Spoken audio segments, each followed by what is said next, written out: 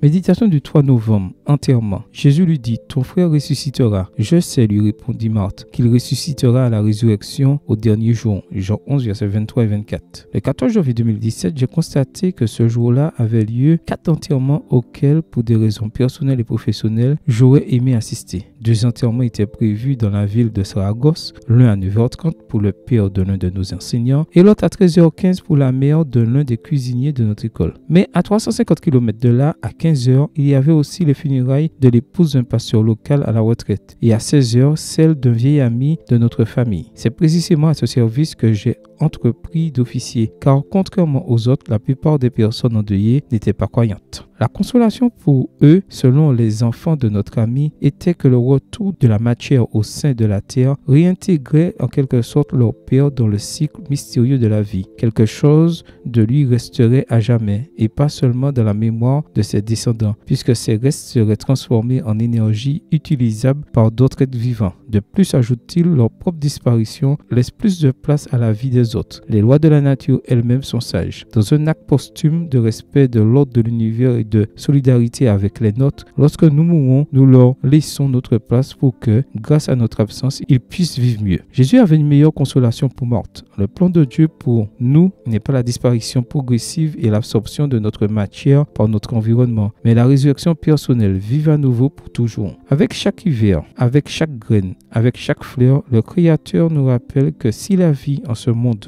a une fin, elle a aussi un avenir. La nature elle-même nous enseigne chaque année qu'il y a une vie après la vie. Une vie à venir que nous devons soit rejeter, soit embrasser au plus profond de nous-mêmes, comme une promesse provocante capable de donner une direction à notre destin. Notre passage dans cette vie est un mystère dont Dieu détient la clé. Avec Rimbaud, nous sentons que la vraie vie est ailleurs, qu'une autre réalité nous attend au-delà de notre existence présente. C'est pourquoi, pour Jésus et pour chaque croyant, donner un être cher dans les bras de la terre signifie quelque chose de bien plus important que de le rendre à la poussière. C'est le donner dans les bras de Dieu. Seigneur, quel meilleur refuge pourrions-nous demander? Amen. Bonne journée à vous et que le Seigneur vous bénisse.